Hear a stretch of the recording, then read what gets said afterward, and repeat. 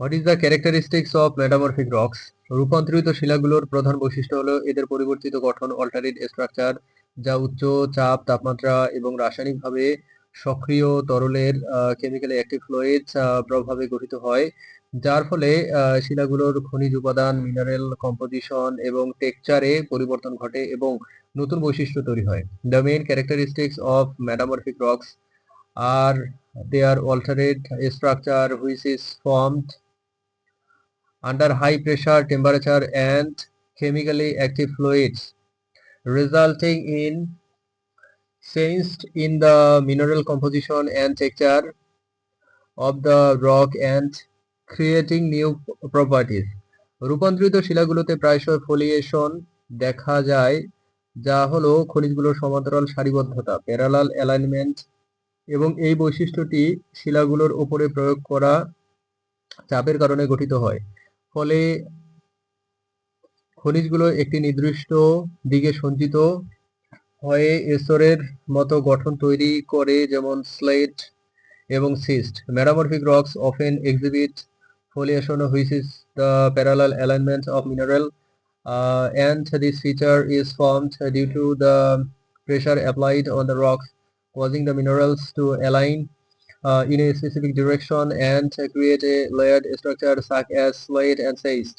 কিছু রূপান্তরিত শিলায় নন ফোলিয়েটেড টেক্সচার দেখা যায়, যেখানে খনিজগুলো কোনো নির্দিষ্ট দিকে সঞ্চিত থাকে না, এবং এই ধরনের শিলাগুলো সাধারণত তাপমাত্রা বেশি থাকলে এবং চাপের প্রভাব কম থাকলে গঠিত হয়, যেমন marble, কোয়ার্জাইট। Some metamorphic rocks exhibit non-foliated texture where the minerals are not aligned in any specific direction, and these types of rocks are usually formed when the temperature is high and the effect of pressure is low, such as marble and quartzite. রূপান্তরিত শিলাগুলোর খনিজ গঠন, তাদের মূল শিলার রাসায়নিক গঠন এবং রূপান্তরের সময়কাল, তাপমাত্রা এবং চাপের অবস্থার উপর নির্ভর করে, এবং নতুন খনিজগুলো প্রায়শই উচ্চ চাপ এবং তাপমাত্রার স্থিতিশীল থাকে।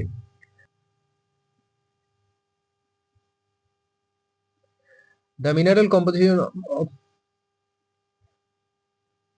metamorphic rocks depends on the chemical composition of their parent rock and the temperature and pressure conditions during a metamorphism, and new minerals are often stable at high pressure and temperature. রূপান্তরিত শিলাগুলো সাধারণত আগ্নেয় শিলা এবং পাললিক শিলার তুলনায় কঠিন ঘন হয়, কারণ রূপান্তরের সময় খনিজগুলোর পুনর্গঠন ঘটে এবং শিলা গুলোর মধ্যে ফাঁকা স্থান কমে যায়।